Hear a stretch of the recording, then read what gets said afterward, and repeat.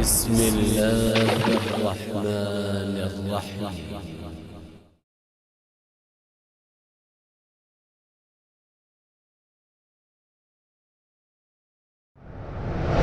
طلع عباد وعلينا، طلع عباد وعلينا، طلع عباد وعلينا من ثنية.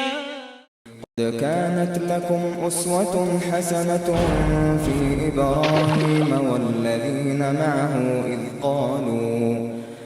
قالوا لقومهم إنا براء منكم ومما تعبدون من دون الله كفرنا بكم وبدا بيننا وبينكم العداوة والبغضاء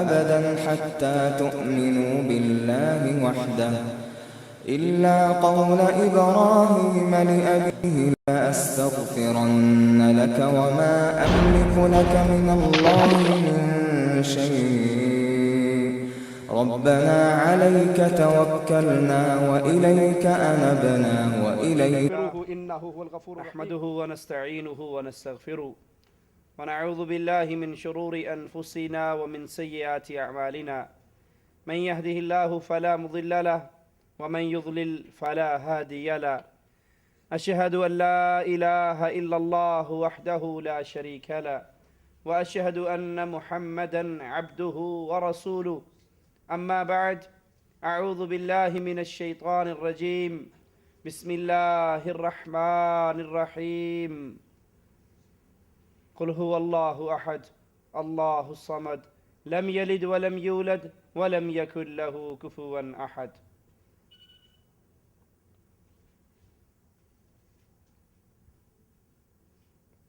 اللہ کے لیے دوستی اور اللہ کے لیے دشمنی،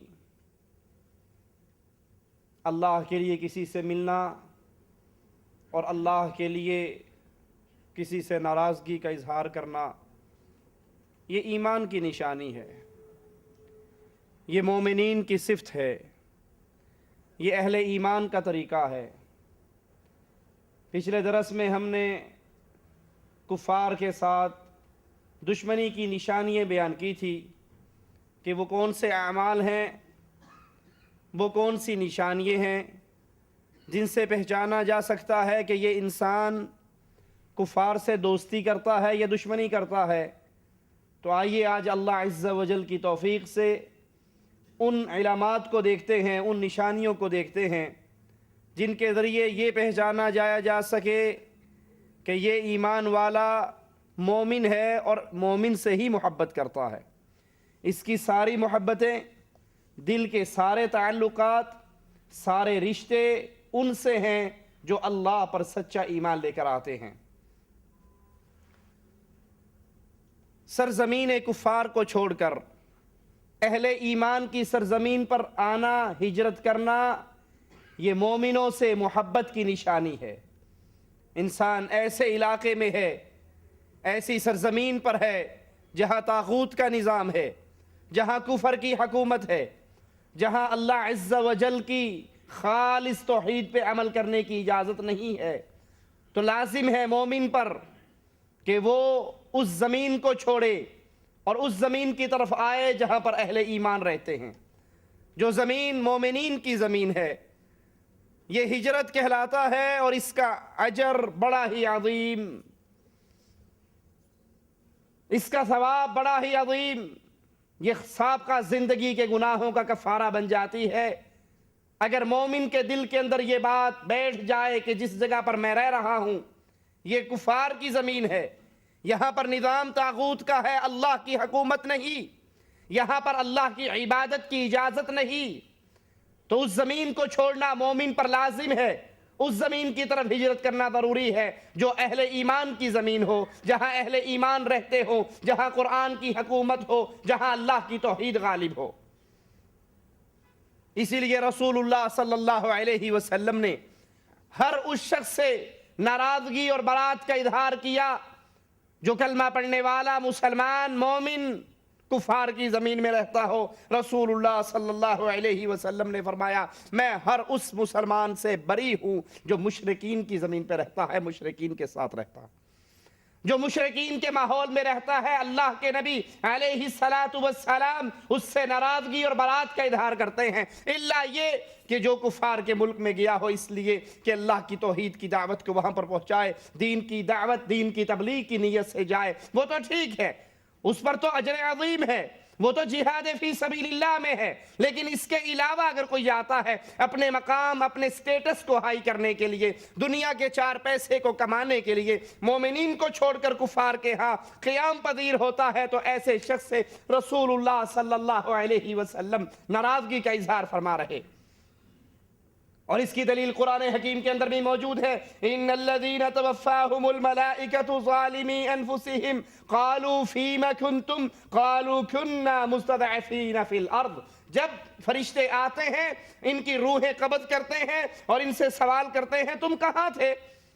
مراد کیا کہ تم نے کیوں دار کفر کے اندر اپنے قیام کو برقرار رکھا، کیوں اہل ایمان کی طرف نہیں گئے؟ تو جواب میں کہیں گے کننا مستضعفین فی الارض، ہم اس کفر کے معاشرے میں، اس کفر کے ماحول میں تھے، ہمارے اوپر ہمارا کوئی اختیار نہیں تھا کہ ہم اللہ کے دین پہ عمل کر سکتے، ہم اسی رنگ میں رنگے گے۔ تو وہ جواب میں کہیں گے قالوا الم تکن ارض اللہ واسعہ، کہ اللہ کی زمین وسیع نہیں تھی، فتہاجروا فیہا، تم اس میں ہجرت کر جاتے، اس گناہوں والی زمین کو چھوڑ کر، اس کفر والے نظام کو چھوڑ کر اہل ایمان کی طرف منتقل ہو جاتے۔ فاولئک مأواہم جہنم وساءت مصیرا، یہ وہ لوگ ہیں جو ہمیشہ کی جہنم کے اندر ہیں اور ان کا ٹھکانہ بہت برا ہے، سوائے ان لوگوں کے الا المستضعفین من الرجال، کمزور لوگ مردوں میں سے، والنساء والولدان، عورتوں میں سے اور بچوں میں سے، لا یستطیعون حیلۃ ولا یہتدون سبیلا، تو ایسے لوگ جن کا کوئی اختیار نہیں، جو مجبور ہیں، بے بس ہیں، بے کس ہیں، ان سے تو اللہ عز و جل درگزر فرمائے گا۔ لیکن جو اپنے اختیار سے جا کر دارالکفر میں قیام کرتا ہے مومنین کو چھوڑ کر، ان لوگوں کے لیے دنیا کے اندر بھی وعید ہے اور آخرت میں بھی وعید ہے۔ اسی طرح مومن کس طریقے سے پہچانا جائے گا کہ یہ مومن سے پیار کرتا ہے؟ مسلمانوں کے درمیان حسن تعاون کی نشانی سے، جب وہ مسلمان سے معاملہ کرتا ہے، تعلقات رکھتا ہے تو اچھا معاملہ کرتا ہے، بھلائی اور خیر خواہی کا معاملہ کرتا ہے۔ قرآن حکیم مالک عز و جل بیان فرماتا ہے والمؤمنون والمؤمنات بعضهم اولیاء بعض، مومنوں کے دوست ہیں، پیار کرنے والے ہیں۔ اہل ایمان سے محبت کرتے ہیں، مومن مردوں سے محبت کرتے ہیں، مومن عورتوں سے محبت کرتی ہیں۔ اہل ایمان کے درمیان پیار اور محبت کی فضا ہے، یہ ایک دوسرے کے دوست ہیں۔ وَإِنِ اسْتَنْصُرُوكُمْ، اگر یہ مدد کا سوال کرے فی الدین، دین کے اندر تم سے مدد مانگے، فَعَلَيْكُمُ النَّصْرُ، تو تم پر ان کی مدد کرنا۔ مومن سے مدد مانگتا ہے، دین کے معاملے کے اندر اس سے درخواست کرتا ہے تو وہ مدد کا سوال کرے، مومن پر لازم ہے کہ وہ اس کی مدد کرے۔ إِلَّا عَلَىٰ قَوْمٍ بَيْنَكُمْ وَبَيْنَهُمْ مِيثَاقٌ، لیکن اگر وہ کسی ایسی قوم کے خلاف تم سے مدد مانگے جن کے ساتھ تمہاری معاہدے ہیں، تمہارے معاملات اور پہلے سے معاہدے چل رہے ہیں، اس کے علاوہ اگر مسلمان سے مدد مانگتا ہے تو اس کی مدد کرنا ضروری ہے، اس کا ساتھ دینا ضروری ہے۔ اسی طرح مسلمانوں کی تکلیف پہ غمزدہ ہونا، ان کی خوشی پہ خوش ہونا، یہ وہ نشانی ہے جس سے پہچانا جا سکتا ہے کہ یہ انسان مومنین سے محبت کرتا ہے۔ مثل المسلمین، مسلمانوں کی مثال رسول اللہ صلی اللہ علیہ وسلم بیان فرما رہے۔ مسلمان آپس میں محبت اور پیار کے رشتے میں کیسے جڑے ہوئے ہیں؟ ان کا رشتہ ایک جسم کی طرح ہے، جس طرح ایک جسم ہے، اگر کانٹا ہاتھ میں چبھے آنکھ کو نیند نہیں آتی، کہیں جسم میں تکلیف ہو جائے سارا جسم بخار میں تڑپتا ہے، آنکھ میں درد ہو تو پورا جسم تکلیف محسوس کرتا ہے۔ مومن کی مثال بالکل ایک جسم کی طرح ہے، جس طرح ایک مسلمان کو تکلیف ہو، وہ مسلمان دنیا کے کسی کونے میں رہتا ہو، وہ مسلمان کسی رنگ کا ہو، کسی نسل کا ہو، ہو، کسی زبان کا ہو، کسی قبیلے کا ہو، کسی قوم کا ہو، من حیث القوم ہم سب مسلمان ہیں۔ ہمارے درمیان جو بنیاد ہے وہ لا الہ الا اللہ کی بنیاد ہے۔ مسلمان کو تکلیف ہو دنیا کے کسی کونے کے اندر، دوسرا مسلمان اس تکلیف کو اپنے سینے میں محسوس کرتا ہے۔ یہ نشانی ہے جس سے پہچانا جا سکتا ہے کہ یہ انسان مومنین سے محبت کرتا ہے یا نہیں۔ وہ ایک دوسرے سے پیار کرتے ہیں، ان کی خوشی ہے، ان کا غم ہے۔ اگر بھائی غم کے اندر ہے تو دوسرا مسلمان خوش نہیں ہوتا، مسلمان خوش ہے اس کی خوشی پہ مسلمان غمگین نہیں ہوتا، دکھ والا نہیں ہوتا، بلکہ اس کے دل کے اندر یہی خوشی ہے کہ میرا مسلمان بھائی، اس کو بھلائی ملی ہے، اس کو خیر ملی ہے، یہ خوش ہے میں اس کی خوشی میں شریک ہوں، یہ غمگین ہے میں اس کے غم کے اندر شریک ہوں۔ اسی لیے رسول اللہ صلی اللہ علیہ وسلم نے فرمایا ایک مومن دوسرے مومن کے لیے ایک عمارت کی مانند ہے، ایک بلڈنگ کی مانند ہے جس کی ایک اینٹ دوسری اینٹ کو مضبوط کرتی ہے۔ اور رسول اللہ صلی اللہ علیہ وسلم نے اپنے دونوں ہاتھوں کی انگلیوں کو اس طرح ڈال کر یہ سمجھاتے ہوئے بتایا کہ مومن ایک بلڈنگ کی طرح ہے، ایک اینٹ دوسری اینٹ سے مل کے اس کو مضبوط کرتی ہے، اس کی سپورٹ کرتی ہے۔ اسی طرح مسلمان کا معاملہ ہے، مسلمان اپنے مسلمان بھائی کا اس کی مدد کرتا ہے، اس کا تعلق، اس کے لیے خیر خواہی، اس کے لیے بھلائی، اس کے خوشیوں میں شریک، اس کے غموں میں شریک۔ یہ بالکل ایک بھائیوں کی طرح، ایک معاشرے کی طرح، ایک گھر کی طرح ان کا پورا معاشرہ چلتا ہے۔ یہ نشانی ہے جس سے پہچانا جائے کہ یہ مسلمان ہے اور یہ مسلمانوں سے محبت کرتا ہے۔ مسلمان اب دوسرے بھائی کے لیے اپنے دل میں جذبہ خیر خواہی رکھتا ہے، اس کی بھلائی چاہتا ہے، اس کی برائی نہیں سوچتا، اس کے لیے ہمیشہ اچھی بات سوچتا ہے، اچھی بات کی کوشش کرتا ہے، اپنے دل میں اس کے لیے حسد، بغض، کینے کے جذبات نہیں رکھتا۔ رسول اللہ صلی اللہ علیہ وسلم نے فرمایا لا یؤمن احدکم حتی یحب لأخیہ ما یحب لنفسہ، تم میں سے کوئی اس وقت تک مومن نہیں ہو سکتا جب تک اس چیز کو اپنے بھائی کے لیے نہ پسند کرے جس چیز کو وہ اپنے لیے پسند کرتا ہے۔ جو چیز اپنے لیے اچھی لگتی ہے وہی اپنے بھائی کے لیے اچھی لگتی ہے۔ جب یہ نظریہ بن جائے، جب یہ سوچ اس درجے پہ آ جائے تو اللہ کے نبی صلی اللہ علیہ وسلم اس کو ایمان کی شرط قرار دے رہے ہیں۔ تم میں سے کوئی اس وقت تک مومن نہیں ہو سکتا جب تک وہ اپنے بھائی کے لیے اسی چیز کو پسند نہ کرے جس چیز کو اپنے لیے پسند کرتا ہے۔ یہ ایمان کی نشانیاں ہیں، یہ محبت کی نشانیاں ہیں۔ یہ مسلمان سے پیار کرتا ہے، دوستی رکھتا ہے، محبت کرتا ہے، اس کی نشانی ایسے ہے۔ یہ نہیں کہ اگر اس کے پاس کوئی غلط چیز ہے، اس سے بڑا تنگ ہے، گاڑی ہے بڑا تنگ ہے، کوئی اور سامان ہے بڑا تنگ ہے، اب کوئی اور خریدنے آ جائے اور جانتا ہے یہ اہل ایمان ہے، یہ مسلمان ہے، مسلمان تو اپنے معاملات کے اندر بالکل ہی کھلا ہے، بھلے سامنے کافر آئے یا مسلمان آئے۔ تو یہ کبھی مسلمان کا طریقہ نہیں کہ وہ اس غلط چیز کو جس کو اپنے لیے پسند نہیں کر رہا، اسے تنگ آ گیا ہے، اس کو ہیرا بنا کر، سونا بنا کر دوسرے کے سامنے رکھ دے، یہ بڑی اچھی ہے، اس کی بڑی کیا ہی کہنے جی، میں تو اس کو بیچنا ہی نہیں چاہتا۔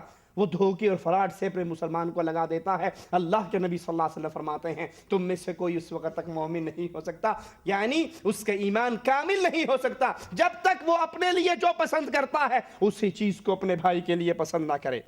رسول اللہ صلی اللہ علیہ وسلم نے فرمایا مسلمان کا بھائی ہے، مسلمان کا بھائی ہے۔ اور یاد رکھیے یہ ایمان کا رشتہ خون کے رشتے سے بڑا عظیم ہے۔ خون کے رشتے ختم ہو جاتے ہیں لیکن ایمان کا رشتہ ختم نہیں ہوا کرتا۔ قیامت کا دن ہوگا، مالک عز و جل آواز لگائے گا جب کوئی سایہ نہیں ہوگا، حشر کے میدان میں کوئی سایہ نہیں سوائے اللہ عز و جل کے سائے کے۔ مالک عز و جل کہے گا وہ کہاں ہیں دو جو میرے لیے آپ اس میں محبت کیا کرتے تھے، جن کا ملنا میرے لیے، جن کا بیٹھنا میرے لیے، جن کا جدا ہونا، جن کی ساری زندگی میں محبت کی پوری پینگ ایک اللہ کی رضا کے لیے تھی، وہ کہاں ہیں؟ آج جب کوئی سایہ نہیں ہے اللہ ان کو اپنے عرش کے سائے کے نیچے جگہ دے گا۔ خون کے رشتے ختم اس دنیا کے اندر ہی ہو جاتے ہیں، موت کے ساتھ ہی ہو جاتے ہیں، لیکن ایک دین کا رشتہ، ایک ایمان کا رشتہ یہ ہے جو جنت میں بھی برقرار ہے، جو حشر میں بھی برقرار ہے، جس محبت کی وجہ سے حشر میں ایک دوسرے کو پیار اور محبت سے اللہ عز و جل عرش کے سائے کے نیچے کھڑا کر رہا ہے۔ وگرنہ دوسری طرف یوم یفر المرء من اخی و امہ و ابی و صاحبتہ و بنی، وہاں تو حشر کے مناظر ایسے ہیں، بیوی خامی سے بھاگ رہی ہے، باپ اولاد سے بھاگ رہا رہا ہے، اولاد ماں باپ سے بھاگ رہی ہے، نفسا نفسی ہے، لیکن اہل ایمان اللہ کے لیے محبت کرنے والے، وہاں ان پر کوئی خوف نہیں ہے، وہاں ان پر کوئی غم نہیں ہے، وہاں اللہ ان کو اپنے عرش کے سائے کے نیچے جگہ دے گا جو اس دنیا میں اللہ کے لیے محبت کرنے والے۔ اللہ کے نبی صلی اللہ علیہ وسلم نے فرمایا مسلمان کا بھائی نہ تو وہ اسے حقیر سمجھتا ہے۔ یہ اللہ کے نبی کی حدیثیں کاش ہمارے دل کے اندر اتر جائیں، ہمارے گھروں، ہمارے معاشرے، ہمارے محلوں کے سارے فساد ختم ہو جائیں۔ مسلمان کو حقیر نہیں جانتا، جب اسے حقیر نہیں جانتا تو پھر قومیت کا جنازہ یہیں پہ نکل جاتا ہے، یہ پٹھان ہے، یہ پنجابی ہے، یہ ارائی ہے، یہ جٹ ہے، یہ سندھی ہے، یہ پنجابی ہے، یہ پاکستانی ہے، یہ ہندی ہے، یہ فلاں ہے اور فلاں ہے۔ اللہ کے نبی صلی اللہ علیہ وسلم فرماتے ہیں مسلمان کو حقیر، ہمارے ہے کہ یہ کمی کمین جی، یہ موچی، یہ مسلی، یہ تیلی، یہ نائی، اس کو بڑی خستہ حالت قوم قرار دیا جاتا ہے۔ موچی بیچارہ جی، موچی، میں سید صاحب، یہ میں جٹ بیچارہ،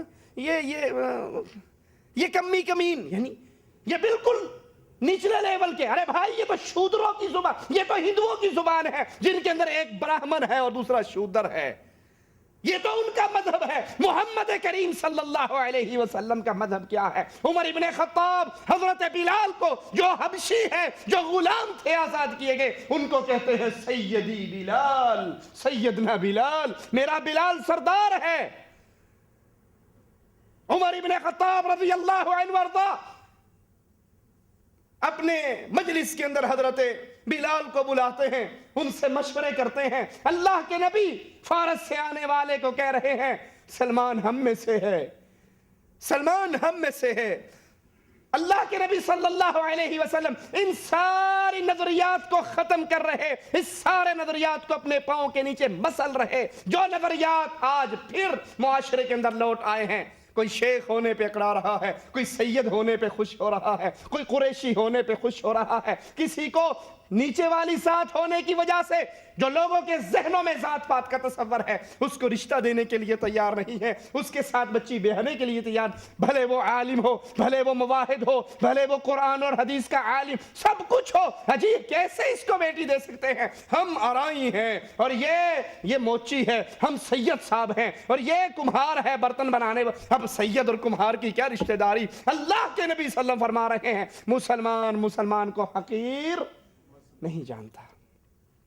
یہ مسلمان دوسرے کا بھائی ہے، نہ اسے حقیر جانتا ہے، نہ اسے ذلیل کرتا ہے، نہ اسے تکلیفوں کا نشانہ بننے کے لیے چھوڑتا ہے۔ مسلمان کو ذلیل نہیں کرتا۔ سوچئے میری اور آپ کی کیفیت کیا ہے؟ مسلمانوں کو تکلیف پہنچانے میں ہم کتنے سرگرم رہتے ہیں، کسی کے راز تلاش کرنے میں، کسی کی کمزوریاں تلاش کر کے پھر اپنی کمپنی میں، پھر اپنے دوستوں میں ہم کس طرح اس کو نشر کرتے ہیں، فلاں ایسا ہے، فلاں ایسا ہے، فلاں ایسا ہے۔ اسی لیے نبی صلی اللہ علیہ وسلم نے فرمایا تھا جو دنیا میں کسی مسلمان کے عیب پر پردہ ڈالے گا اللہ قیامت کے دن اس کے عیبوں پر پردہ ڈال دے گا۔ مسلمان کو ذلیل نہیں کرتا، اسے تکلیفوں کے لیے تنہا نہیں چھوڑ دیتا، آدمی کے برے ہونے کے لیے۔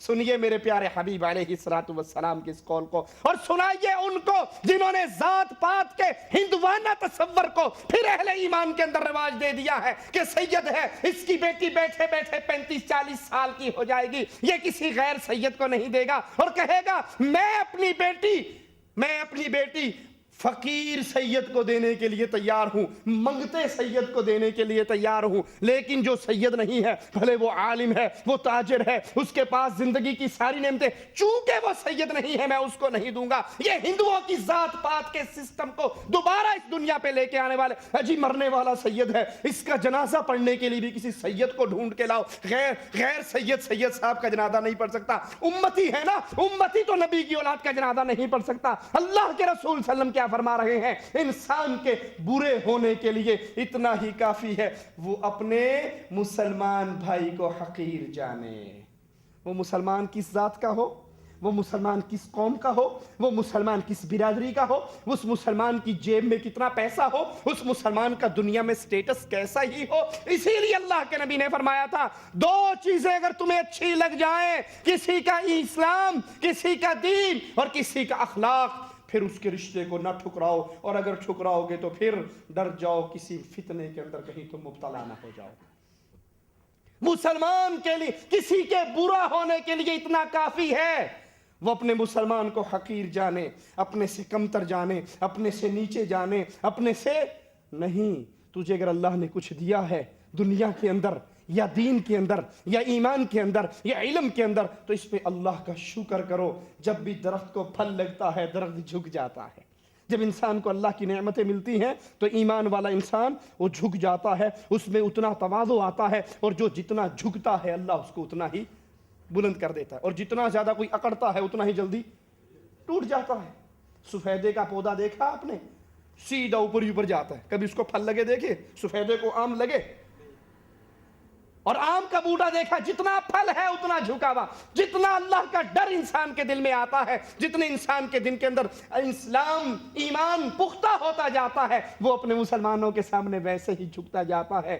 ہو حلقہ یاراں تو بریشم کی طرح نرم، ہو حلقہ یاراں تو بریشم کی طرح نرم، رزم حق و باطل ہو تو فولاد ہے مومن. مسلمانوں کے ساتھ مسلمان بڑے نرم ہوتے ہیں، اور جب ٹاکرا کفار کے ساتھ ہوتا ہے تو مسلمان فولاد کی دیوار بن جایا کرتے ہیں. اللہ کے نبی علیہ السلام فرماتے ہیں آدمی کے برے ہونے کے لیے یہی کافی ہے وہ اپنے مسلمان کو حقیر جانے. ہر مسلمان کا خون، اس کا مال، اس کی عزت دوسرے مسلمانوں پر حرام ہے. اسی طرح ایک اور حدیث کے اندر اللہ کے رسول صلی اللہ علیہ وسلم فرماتے ہیں آپ اس میں بغض نہ کرو. کیا نہ کرو؟ آپ اس میں بغض نہ کرو، دلوں کے اندر حسد نہ رکھو. آپ اس میں بغض نہ کرو، باہمی دشمنی نہ کرو، ایک دوسرے کے سودے کو بگاڑنے کے لیے اس کے اوپر سودا نہ کرو، اپنے سودے پر قائم رہو. ہم نے دیکھا ہوگا نا اکثر کسی انسان نے آم خرید لیے، 10 کلو آم اس کے پاس ہیں، اب وہ لے کر جا رہا ہے. اچانک پھر آگے ایک دکان آ گئی، وہ یہ سمجھا کہ کہیں میں نے یار مہنگے تو نہیں خرید لیے، میں نے 10 روپے کلو لیے، کہیں ریٹ زیادہ تو نہیں دیا. وہ اگلی دکان والے سے پوچھتا ہے، حالانکہ بیچ وہ بھی اسی ریٹ سے رہا ہے جو پیچھے سے لے کر آیا، لیکن اس کو پتا ہے کہ اس کے ہاتھ میں ہے، اس نے لینے نہیں. آم کیویں نے جی 5 روپے کلو. وہ کہتا تیرا پیڑا 5 روپے کلو، میں تو 10 روپے لے کے آیا یار. ٹھیک ہے، اللہ کے رسول صلی اللہ علیہ وسلم فرماتے ہیں، یہ سمجھانے کے لیے صرف ایک مثال بیان کی کہ مسلمان کا سینہ دوسرے مسلمان، جو رزق اللہ نے تیرے لیے رکھا ہے نا وہ تجھے ملے گا. جتنے گاہک تیرے پاس آنے ہیں وہ تیرے ہیں، جو کسی اور کے پاس جانے ہیں اس کی وجہ سے آپ اس میں حسد نہ ہو، چونکہ اس نے میرے پاس سے تو لیا نہیں، آج کی رات یہ سوئے تو نا، اسے پتا تو ہونا کہ دوبارہ اس کے پاس میں نے نہیں جانا، وہ مہنگا بیچتا ہے. ٹھیک ہے، اللہ کے نبی فرماتے ہیں مسلمان ایک دوسرے سے بغض نہیں کرتا، ایک دوسرے سے باہمی دشمنی نہیں کرتا، ایک دوسرے کے سودے کو بگاڑنے کی کوشش نہ کرو، ایک دوسرے کے سودے پہ اپنا سودا قائم کرنے کی کوشش نہ کرو. اللہ کے بندو آپ اس میں بھائی بھائی بن جاؤ.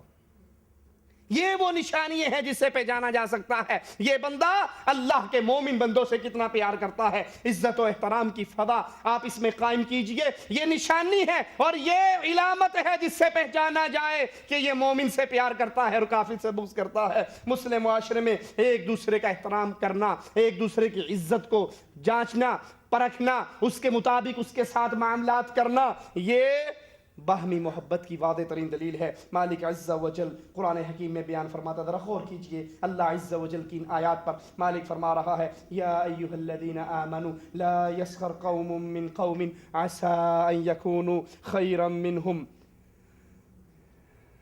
اے اہل ایمان، اللہ کی قسم کھا کر کہتا ہوں اگر یہ جو چند آیت میں پڑھنے لگا ہوں، اگر یہ آیات سچے دل سے میرے اور آپ کے دل اس کو قبول کر لیں، ہمارے گھروں کے فساد، ہمارے معاشرے کے فساد، گھروں کے اندر ساس اور بہوؤں کی لڑائی، ننند اور بھابھی کی لڑائی، بھائیوں کی لڑائی، یہ ساری ختم ہو جائے گی. اللہ کیا کہہ رہا ہے غور کیجئے.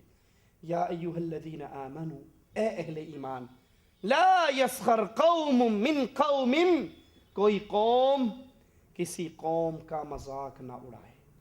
کوئی قوم جی کسی قوم کا مذاق ہم کیا کرتے ہیں؟ کسی پاکستانی سے غلطی یا کسی پاکستانی پہ غصہ آ جائے فوراً کیا کہیں گے؟ سارے پاکستانی ایسے ہی ہوتے ہیں. کسی کو کسی بنگالی پہ غصہ آ گیا واللہ کلو بنگالی، سب بنگالی ایسے ہیں. کسی کو ہندی پہ آ گیا کلو ہندی، سارے ہندی ایسے. اور اندر پھر اپنی قومیں ہیں. پٹھان کو پنجابی پہ مانا یہ پنجابی ہے، پنجابی نے تو کرنا ہی ایسا ہوتا ہو یا جو پنجابی پہ. اس کو سندھی پہ آ گیا بھائی بے وفا قوم ہے سندھی، جو ایک دوسرے کی قوموں کا مذاق ہے. ایک آدمی کی غیبت کرنے کا کتنا گناہ اور پوری قوم کی غیبت کرنے کا گناہ کتنا ہوگا. مالک کہہ رہا ہے کوئی قوم دوسری قوم کا مذاق نہ اڑائے. آپ کا معاملہ کسی ایک فرد سے ہے، اس ایک فرد کی وجہ سے اس فرد کی پوری قوم کو گالی نہ دیجئے. کوئی قوم کسی قوم کا مذاق نہ اڑائے. ہو سکتا ہے تم نہ جانتے ہو جس کا مذاق اڑایا جا رہا ہے وہ تم سے بھی زیادہ بہتر ہو. وَلَا نِسَاءٌ مِّن نِسَاءٍ عَسَىٰ أَن يَكُنَّ خَيْرًا مِّنْهُنَّ. کوئی عورت کسی عورت کا مذاق نہ اڑائے. اچھا اب جب ایک قوم کا کہہ دیا تو قوم میں مرد عورت بچے سارے نہیں آگے؟ پھر الگ سے عورت کا کیوں کہا؟ کیونکہ عورتوں کو خاص بیماری ہوتی ہے. عورتوں کو خاص بیماری ہوتی. جہاں یہ بیٹھیں گی فلانی نے ایویں کیتا سی، انہیں تیرے بارے اے کیا سی، تیلی یہاں سے اٹھی وہاں لگائی، وہاں کی وہاں لگائی، شام کو گھر آئی تو 4-5 گھروں میں لڑائی ہو رہی ہوتی. اس لیے جو چاہتے ہیں نا ہمارے گھروں میں لڑائی نہ ہو وہ اپنی بیویوں کو لے کے ہی نہیں جاتے. ہمارے راول پنڈی کے اندر ایک فیملی ہمارے دوستوں کی میں جانتا ہوں نے، وہ 11 بھائی ہیں. 11 بھائی ہیں، 11 کی بیویاں ہیں. وہ صرف 2 عیدوں پر سارے بھائیوں کی فیملیاں گھر میں اکٹھی ہوتی، صرف 2 عیدوں پر. کیوں؟ کیونکہ سارے بھائی ایک ہی دکان پہ اکٹھے کام کرتے ہیں. تو ایک دفعہ ہمارے بھائی نے پوچھا کہ یار یہ تمہاری فیملی ہے، تم سارے آپس میں ملتے ملاتے کیوں نہیں؟ کہا اگر یہ ملنے لگ جائیں گی تو ہم لڑنے لگ جائیں گے. یہ ملیں گی تو ہم لڑ پڑیں گے، اس لیے ہم ملتے ہیں، ان کو نہیں ملواتے. ان کو عید پہ ملواتے ہیں. وہ 2-4 گھنٹے کے لیے ملتی ہے نا تو ان کو اسی سے فرصت نہیں ہوتی. یہ کپڑے کہاں سے لیے تھے، یہ زیور کہاں سے لیا تھا، کس سونار کے پاس جاتی ہو، ہیں درزی کون سا ہے. بس یہ اتنی سی باتیں کر کے ہم گھر لے جاتے ہیں. اب یہ نہ آپس میں ملتی ہیں نہ فساد بڑھتا ہے. وگرنہ قرآن نے اسپیشل عورتوں کا نام لے کر کہا وَلَا نِسَاءٌ مِّن نِسَاءٍ. کوئی عورت دوسری عورت کا مذاق نہ اڑائے. عَسَىٰ أَن يَكُنَّ خَيْرًا مِّنْهُنَّ. کیوں؟ جس کا تم مذاق اڑا رہی ہو سکتی ہے وہ تم سے زیادہ بہتر ہو. اب بہتری کیا ہے؟ حدیث سنیے. رسول اللہ صلی اللہ علیہ وسلم کے سامنے 2 عورتوں کا ذکر ہوا. فرمایا ایک عورت بڑی تہجد گزار، صدقہ خیرات، حج نمازن سب کچھ ہے، لیکن زبان سے اس کی پڑوسن بڑی تنگ ہے. اس کی زبان سے پڑوسن تنگ ہے. دوسری کا ذکر ہوا فرض نماز، فرض روزے، فرضی کام، کوئی نفل، کوئی صدقہ خیرات، نفلی کام کچھ نہیں کرتی. جو اللہ نے فرض کیا ہے صرف وہ کرتی ہے، لیکن زبان سے اپنی پڑوسن کو بڑا راضی رکھا ہوا ہے. پڑوسی اس سے بڑے خوش ہے. فرمایا جو زیادہ نفلی کام کرتی ہے لیکن پڑوسیوں کو اس نے تنگ کر رکھا ہے، جاؤ اس کو سنا دو کہ وہ جہنم کی آگ میں ہے. اور جو صرف فرضی کام کرتی ہے لیکن زبان سے کسی کو تکلیف نہیں دیتے، جاؤ سنا دو، نبی گارنٹی دے رہے ہیں یہ جنت کے اندر جانے والی عورت ہے. اللہ کا قرآن سپیشل ان کا نام لے کے منع کرتا ہے کوئی عورت کسی عورت سے مذاق نہ اڑائے، ان کے ساتھ ٹھٹھا نہ کرے، اس کی توہین نہ کرے. کیوں؟ جس کی کر رہی ہے ہو سکتی ہے وہ اس سے زیادہ بہتر ہو. وَلَا تَلْمِزُوا أَنفُسَكُمْ وَلَا تَنَابَزُوا بِالْأَلْقَابِ. اور مومن بھائیوں میں عیب نہ نکالو، ان کو برے ناموں سے نہ نکالو، برے ناموں سے نہ پکارو. آپ نے دیکھا اچھا بھلا آدمی کا نام ہوگا اس نام کو بگاڑ دیں گے. اچھا بھلا نام ہے اور اس نام کو بگاڑ دیں گے. فضل الرحمن بڑا پیارا نام ہے، اور فضل الرحمن اب لمبا ہے نا، ذرا فضل الرحمن لیتے ہوئے فضلو کر کے شروع کر دیں گے. ہیں اکثر آپ نے نام بگڑے ہوئے دیکھے ہوں گے. اکثر آپ نے نام ارشد ہے، اب ارشد کون نام لے گا؟ کسی نے عرشی کہہ دیا، کسی نے رشیدہ کہہ دیا، کسی نے کچھ نام رکھ دیا، کسی نے کچھ نام رکھ دیا. مالک منع کر رہا ہے. اب آپ جس کو اس کا نام بگاڑ کے بلا رہے ہو اس کے دل میں تو تکلیف ہو رہی ہے، لیکن کسی وجہ سے وہ آپ کے سامنے خاموش ہے. اس کے دل میں تو تکلیف ہے نا کہ میرا نام تو یار بڑا اچھا تھا، یہ میرا نام بگاڑ رہا ہے، بس میں چپ کر جاتا ہوں، کیا کروں، اس کو کب تک منع کروں. اب اس عمل سے مالک منع کر رہا ہے تاکہ دلوں میں افتراق اور دلوں میں اختلاف نہ ہو. کسی کے نام کو نہ بگاڑو، برے ناموں سے نہ پکارو. کیوں؟ اگر اس سے بعد نہیں آؤ گے تو یہ بات کیسی ہے؟ بئس الاسم الفسوق بعد الایمان، ایمان لانے کے بعد برا نام رکھنا گناہ ہے۔ مومن کے لیے جائز نہیں اپنے کسی مسلمان بھائی کا برا نام رکھے، اس کو اچھے ناموں سے پکارو۔ ومن لم يتب فاولئک هم الظالمون، اور جو اپنے اس گناہ سے توبہ نہ کرے یہی ظالم ہے۔ یا ایھا الذین آمنوا اجتنبوا کثیرا من الظن ان بعض الظن اثم ولا تجسسوا ولا یغتب بعضکم بعضا ایحب احدکم ان یأکل لحم اخیہ میتا فکرہتموہ۔ آئیے ذرا قرآن پاک کی ان آیات پہ غور کریں، مالک کیا فرما رہا ہے؟ یا ایھا الذین آمنوا اجتنبوا کثیرا من الظن، اے اہل ایمان زیادہ گمان نہ کرو۔ زیادہ گمان گناہ ہوتے ہیں۔ اب گمان کیا ہے؟ گمان کیا ہے؟ ایک بھائی نے گاڑی لے لی، آپ اللہ کا شکر ادا کرو، اللہ نے اس کو ایک نعمت دے دی، اللہ آپ کو بھی دے۔ اچھا اب یہ جو گاڑی لی ہے اس نے کہاں سے لی؟ اس کے پاس تو پیسہ نہیں تھا۔ اب یہ سوچے ہیں ذہن کے اندر، اس نے مکان بنایا کہاں سے بنایا؟ اس نے فلاں پراپرٹی جو خریدی ہے، اس نے کہا بھائی اگر اس نے حلال طریقے سے خریدی تو اللہ کا شکر، اگر حرام سے خریدی تب بھی وہی اللہ کو جواب دے گا، تو نے تو اس کا جواب نہیں دینا۔ اب یہ گمان، یہ ڈسکس چلتی ہے، پہلے دل میں گمان آتا ہے کچھ دال میں کالا ہے صحیح ہے، کوئی جھگڑا کوئی مسئلہ ہے صحیح، پھر اس کے بعد اگلا قدم کیا ہوتا ہے؟ وہ مالک بیان فرماتا ہے وَلَا تَجَسَّسُوا، پہلے گمان آیا، اب جاسوسی شروع ہو گئی، میں پتہ تو لگواؤ، بلاتے ہیں اسپیشل قسم کے جاسوسوں، ذرا یار پتہ لگواؤ اس کے پاس اتنے پیسے کہاں سے آئے۔ اب وہ جاسوسی کرتا ہے، اس کی دائیں بائیں سے خبریں لیتا ہے، اور اس کے بعد تیسرا کام کیا ہوتا ہے؟ مالک وہ بھی بیان کر رہا ہے وَلَا يَغْتَبْ بَعْضُكُمْ بَعْضًا، سب سے پہلے دل میں گمان، پھر جاسوسی، اور جب جاسوسی کی رپورٹ تیار ہو جاتی پھر کیا ہوتا ہے؟ ادھر آنا، ادھر آؤ، ادھر آؤ، ادھر آؤ، 4-5 بندے، اب آپ دین کی بات سننے آئے ہو نا، اب یہ غیبت کرنے والے 4-5 کو بلاتے ہیں، اکٹھا کرتے ہیں، میں پتہ کر لیا ہے یہ کتوں کا مانڈے ہے، میں نے پتہ کر لیا گاڑی کہاں سے لی، مکان کہاں سے لیا۔ اب یہ کیا ہے؟ یہ جو آپس میں ڈسکس ہو رہا ہے اس کے رازوں کو، یہ کیا ہے؟ یہ غیبت ہے۔ مالک کہہ رہا ہے نہ دل میں برے گمان لاؤ، نہ جاسوسی کرو، اور نہ اپنے مسلمان بھائی کی غیبت کرو۔ مالک کہتا ہے کیا تم پسند کرتے ہو؟ ایحب احدکم، کیا تم میں سے کوئی پسند کرتا ہے ان یاکل لحم اخیہ میتا فکرہتموہ، کہ تم اپنے مردے بھائی کا گوشت کھاؤ؟ کوئی مردہ بھائی کا گوشت کھانا پسند کرے گا؟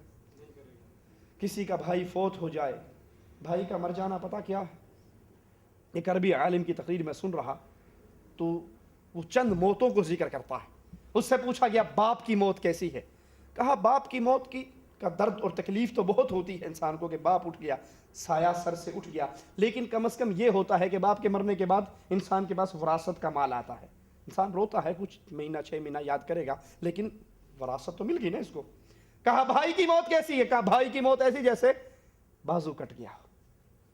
بھائی کی موت کیسے؟ جیسے اس کا بازو کٹ گیا۔ کہا بیٹے کی موت کیسے؟ ایسے جیسے جگر کے اندر کسی نے خنجر چبھو دیا۔ کہا بیوی کی موت؟ کہا اگلی شادی کا پیغام۔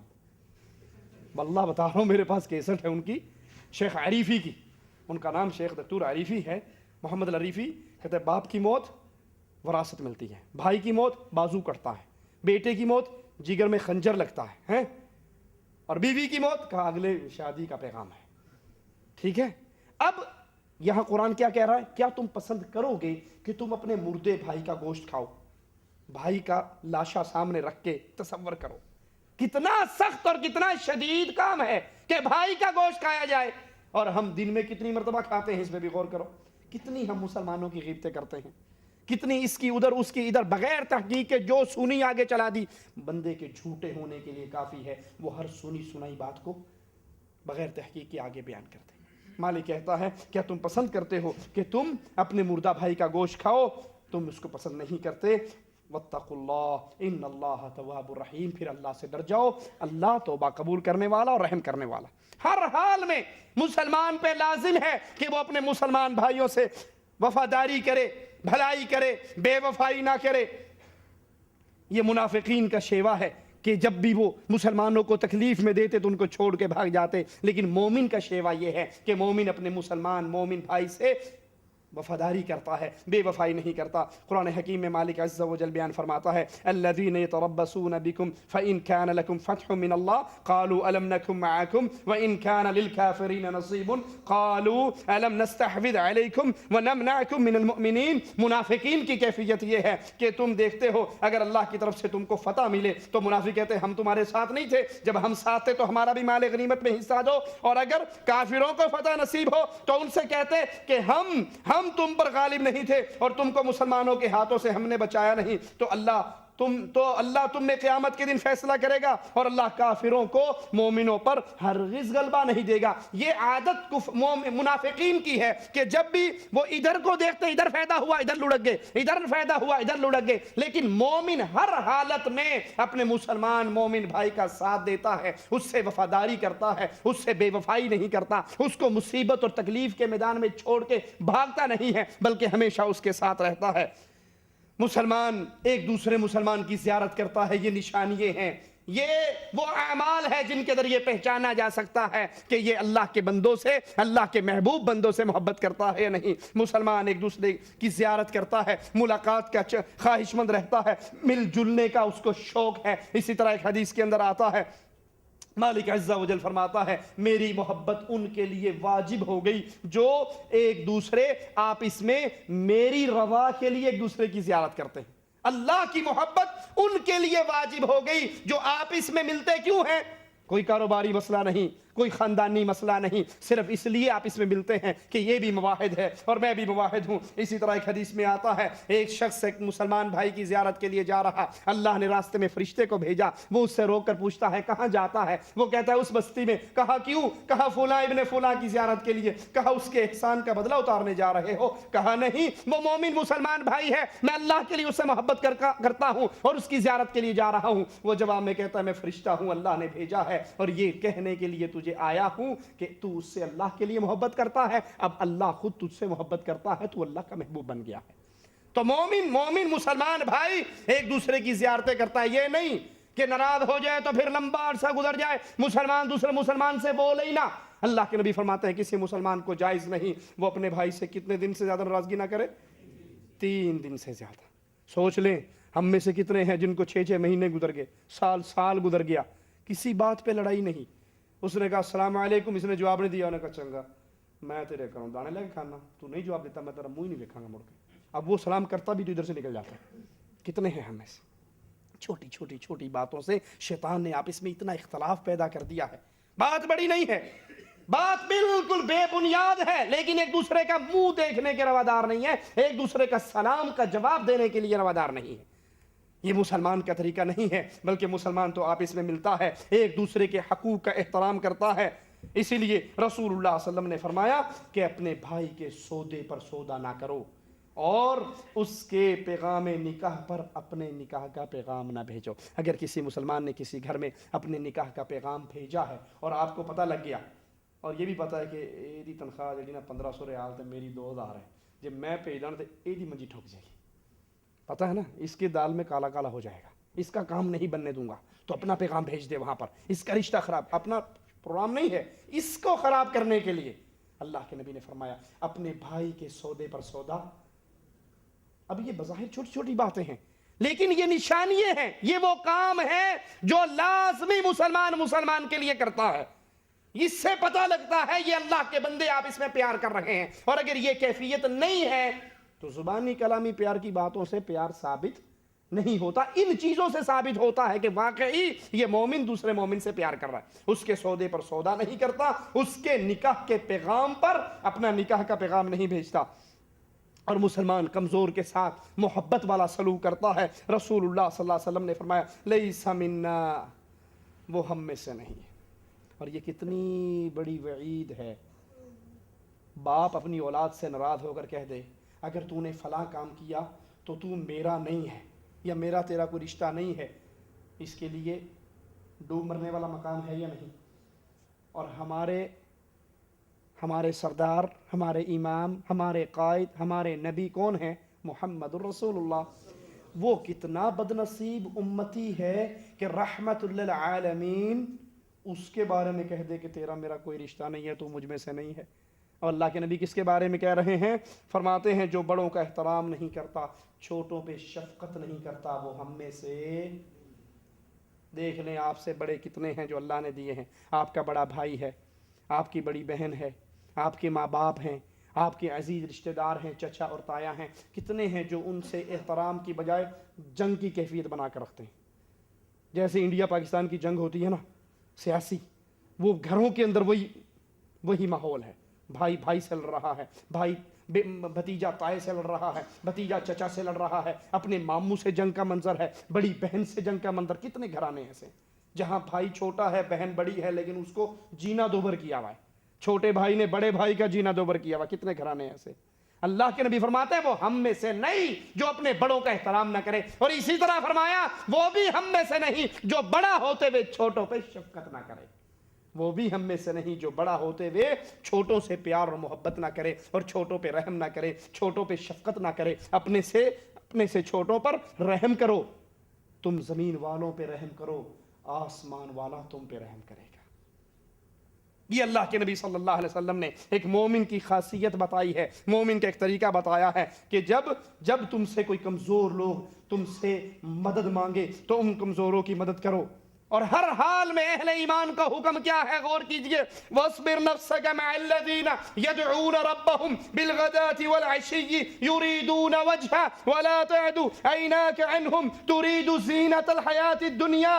جو لوگ صبح شام اپنے اللہ کو پکارتے ہیں اور اس کی خوشنودی کے طالب ہیں، اس کے ساتھ صبر کرتے ہوئے رہو۔ مومن کی طرف سے تکلیف آئے تب بھی مومنین کو چھوڑنا نہیں ہے، مومنین کی طرف سے کوئی پریشانی آئے اس کی وجہ سے ان سے ناراض نہیں ہونی۔ وَاصْبِرْ نَفْسَكَ، اپنے نفس کو اپنی جان کو صبر کے ساتھ انہی کے ساتھ لگا کے رکھو جو ہر حال میں اللہ کو پکارتے ہیں، جو ہر حال میں توحید پہ قائم ہے، جو شرک سے بری ہے۔ تمہیں اجازت نہیں کہ کسی تکلیف کی وجہ سے ان کی جماعت سے الگ ہو جاؤ، بلکہ ان کے ساتھ مل کر رہو، ان کے ساتھ جڑ کر رہو۔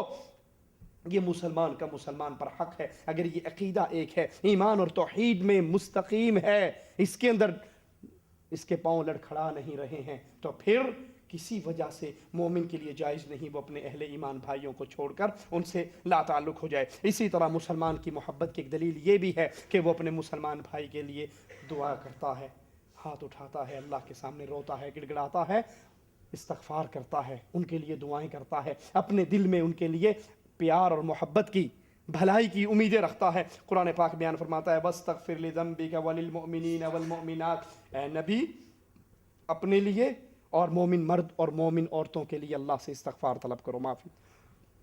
یہ مومن کا طریقہ ہے، وہ اپنے مسلمان بھائیوں سے، کوئی مسلمان بیمار ہو جائے اس کی زیارت کرتا ہے، مر جائے اس کا جنازہ پڑھتا ہے، اس کے لیے استغفار کرتا ہے، اللہ کے دربار میں سوال کرتا ہے۔ اس کا فائدہ کیا ہوتا ہے؟ کبھی یہ سوچا میں اپنے کسی مسلمان بھائی کے لیے جو مانگوں تو میں اپنے لیے نہ مانگ لوں، میں اس کے لیے کیوں مانگوں؟ اس میں کیا حکمت ہے؟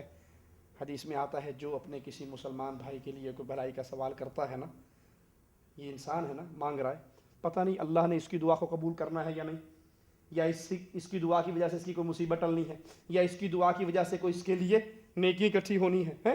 یہ الگ درجات ہیں دعا کے۔ یہ جو اپنے مسلمان بھائی کے لیے مانگتا ہے اللہ اس کو معاف فرما، اللہ اس کو شفا دے، اللہ اس کو جنت میں جگہ دے، اللہ کی طرف سے ایک فرشتہ لگا ہوا ہے جو ساتھ اس کی ہر دعا کے جواب میں کہتا ہے اللہ جو یہ اس کے لیے مانگ رہا ہے تو اس کو وہی دے۔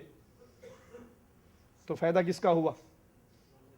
مانگنے والے کا فائدہ ہے نا۔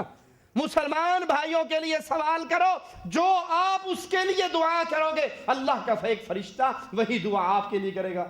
اللہ کے فرشتے جب دعا کرتے ہیں تو کس کی مرضی سے کرتے ہیں؟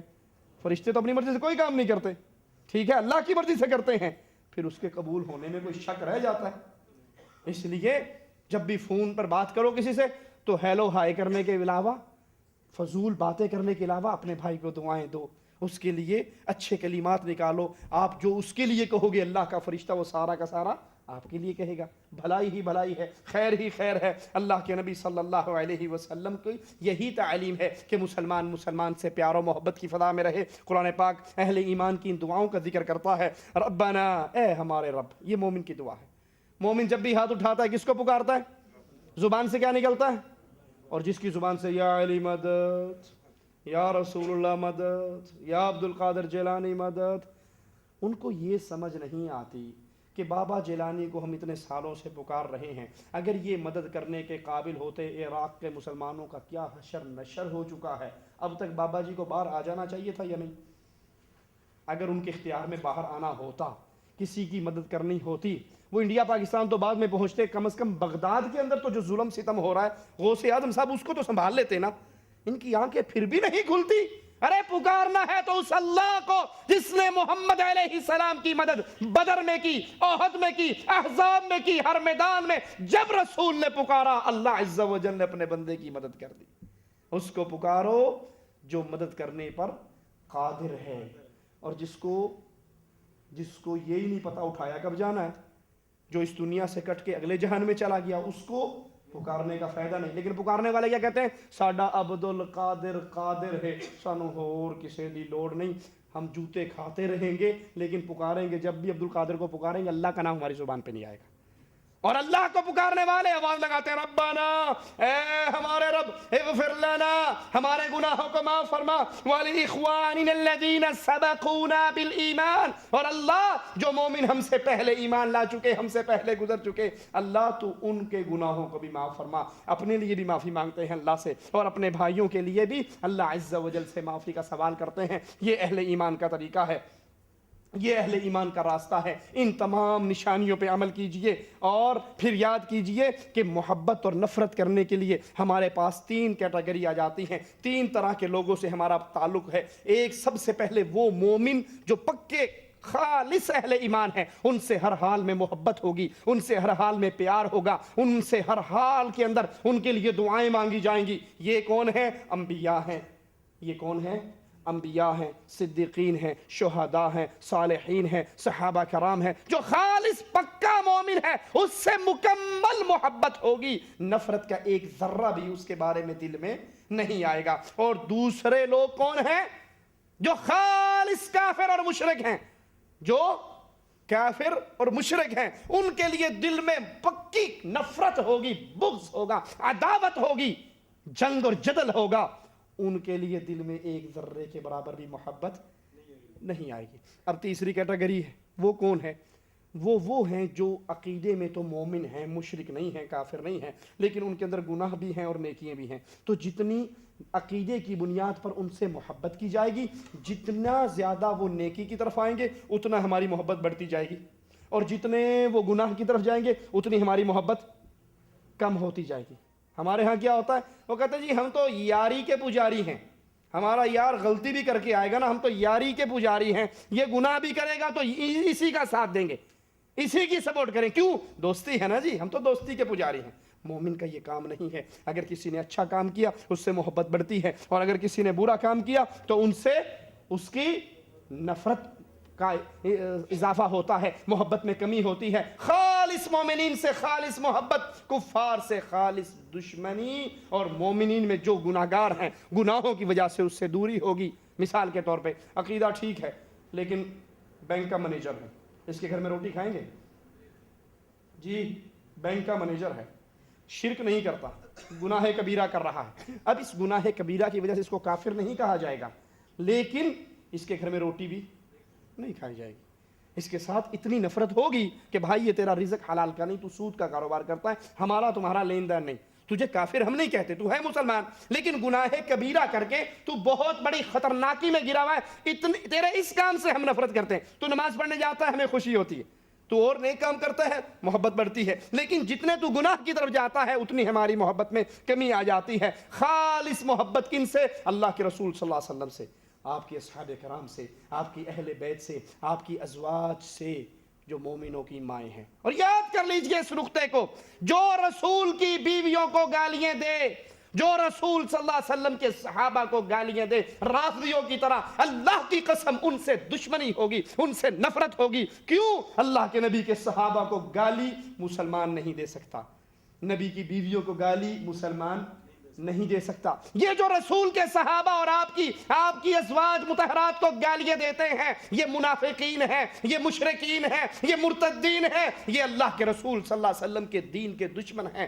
لہذا ان لوگوں سے نفرت ہوگی، ان لوگوں سے محبت نہیں ہوگی، ان لوگوں سے پیار کی فضا قائم نہیں ہوگی، بلکہ ان سے ہمیشہ بغض اور عداوت رہے گا۔ جو اللہ سے پیار کرتا ہے ہماری اس سے محبت ہے، جو اللہ کے رسول سے پیار کرتا ہے ہماری اس سے محبت ہے، جو رسول کے صحابہ سے پیار کرتا ہے ہماری اس سے محبت ہے، جو رسول صلی اللہ علیہ وسلم پر اترنے والی کتاب سے پیار کرتا ہے ہم اس سے محبت کرتے ہیں۔ اور جو قرآن کو کہے کہ یہ قرآن اصلی نہیں ہے، اصلی قرآن تو امام غیب کے پاس ہے، جو نبی کے صحابہ کے بارے میں کہے کہ نعوذ باللہ یہ سارے مرتد ہو گئے تھے، یہ مسلمان صرف 3 بچے تھے، جو نبی کی بیویوں کے بارے میں بد کلامی کرے، یہ انسان نفرت کے قابل ہے، اس سے محبت نہیں ہو سکتی، اس کے ساتھ رشتہ داری اور تعلقات نہیں ہو سکتے۔ اللہ سے دعا ہے اللہ ہماری خطاؤں کو معاف فرمائے، اللہ ہماری سیاہکاریوں کو معاف فرمائے، اللہ ہمیں زندہ رکھے، اسلام پہ رکھے، موت دے تو اس حال میں دے، اللہ ہم سے راضی ہو، ہم اللہ سے راضی ہوں۔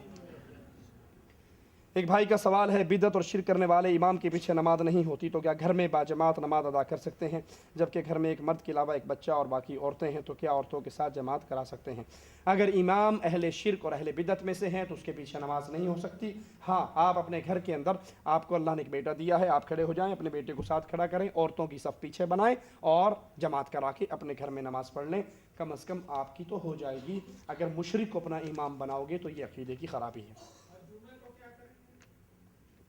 جمعے کی نماز کے لیے ذرا سفر کر کے جائیے، قرب و جوار میں اہل ایمان کی مسجد کو تلاش کیجئے، موحدین کی مسجد کو تلاش کیجئے، بھرے کچھ فاصلے پہ جانا پڑے تلاش کیجئے، جتنا چل کے جائیں گے اللہ آپ کو اتنا اجر دے گا۔ کافر کے بچے جو بلوغت سے پہلے ہی فوت ہو جاتے ہیں وہ جنت میں جائیں گے۔ رسول صلی اللہ علیہ وسلم کا فرمان مبارک ہے، ہر پیدا ہونے والا بچہ فطرت پہ پیدا ہوتا ہے، مسلمان پیدا ہوتا ہے، وہ کافر کا ہو یا مسلمان کا ہو، پیدا ہونے والا مسلمان ہے ہر بچہ۔ یہ اس کے ماں باپ ہیں جو بڑے ہو کر اس کو یہودی یا نصرانی بنا دے، تو کافر کا بچہ بھی اگر بلوغت سے پہلے مر جاتا ہے وہ فطرت پہ ہی مرتا ہے۔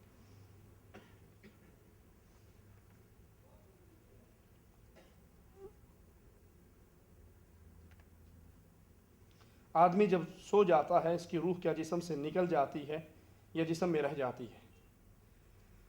اگر جسم سے روح نکل جائے، جسم اور روح کا رشتہ ٹوٹ جائے تو بندہ پھر کہیں اور جاتا ہے، اس کی روح اسی کے جسم سے اس کا تعلق برقرار رہتا ہے، ٹھیک ہے، اللہ کے قبضے میں ہوتی ہے۔ جس کو اللہ موت دینا چاہتا ہے اس کی روح کو روک لیتا ہے، اور جس کی ابھی زندگی دنیا میں ہوتی ہے اس کو لوٹا دیتا ہے۔ اسی لیے جب ہم سوتے ہیں تو کیا دعا پڑھتے ہیں؟ سونے کی دعا کس کو یاد ہے؟ اللہم باسمک اموت و احیا، میں اب اموت ہوں، مرنے لگا ہوں۔ جو کہتے ہیں نا کہ اولیاء اللہ نہیں مرتے، انہیں کو پھر یہ دعا بھی چھوڑ دیں، یہ دعا کیوں پڑھتے ہیں؟ وہ تو یہ دعا پڑھتے ہیں اللہم باسمک اموت، میں اب تیرے نام سے مرنے لگا ہوں، وہ احیا، اور اگر زندگی بھی دے گا تو تو ہی دے گا۔ ایک آدمی ہے، اللہ نے اسے خوب دولت سے نوازا ہے لیکن وہ بہت بڑا بخیل ہے، اس کے بارے میں آپ ذرا تفصیل سے بتائیے۔ رسول اللہ صلی اللہ علیہ وسلم کی ایک حدیث ہے، یاد کر لیجئے، آپ نے فرمایا ہلاک تجار تاجر مالدار آدمی ہلاک ہو گیا، الا ہاکذا و ہاکذا و ہاکذا، سوائے اس کے جو اپنے مال کو اللہ کے نام پہ یوں دیتا جائے۔ جو بخل کرتا ہے یہ اس کی بربادی کا سبب ہے، ٹھیک ہے۔ اللہ کے نبی صلی اللہ علیہ وسلم نے پوچھا تم میں سے کون ہے جو غیر کے مال کی نگرانی کرے، غیر کے مال کی نگرانی کرے، اس کے اوپر قابض ہو کے بیٹھے، اس کی حفاظت کرے؟ صحابہ نے کہا اللہ کے نبی ہر کوئی اپنے مال کی حفاظت کرتا ہے، غیر کے مال کی کیسے حفاظت؟ کہا اپنا تمہارا مال وہی ہے جو تم نے اللہ نام پہ دے کے آگے اپنا سٹاک کر لیا۔ اب یہ جتنا جما کے بیٹھے ہو نا، کہ 1 روپیہ نکلتے ہوئی تکلیف ہوتی ہے اللہ نام کی، کہیں مسجد میں کہیں دینا ہو، کسی غریب یتیم فقیر کو دینا ہو تو وہ گنتا ہے روز شام کو کتنے کم ہو گئے، ٹھیک ہے۔ فرمایا یہ تو غیر کا مال ہے، جب یہ مر جائے گا تو مال یہ بٹوارا ہو جائے گا، اس کو تو کچھ نہیں ملا، اس کو وہی ملا جو گھر میں آئے۔ اللہ کے نبی حضرت عائشہ سے پوچھا کچھ ہے؟ کہا کہ اللہ کے نبی کچھ بھی نہیں بچا، بس صرف یہ چھوٹی سی ران ایک پڑی ہے بکری کی، باقی تو سارا گوشت بٹ گیا۔ فرمایا عائشہ یہ بچا، یہ جو ہے نا یہ ہمارے لیے، یہ ہم کھائیں پیئیں گے اور ختم ہو جائے گا، جتنا بٹ گیا ہے وہ ہمارا ہے، وہ تو اگلے جان سٹاک ہو گیا، اس کا تو ہمیں بدلہ مل جائے گا۔ اللہ سے دعا ہے اللہ جن کی رزق میں تنگی ہے اپنی رحمت سے فراخی عطا فرمائے، اور جس کو مال دے اللہ اس کو پھر اپنے نام پہ خرچ کرنے کی توفیق عطا فرمائے۔ اقول قولی ھذا واستغفر اللہ لی ولکم ولسائر المسلمین فاستغفروہ انہ هو الغفور الرحیم۔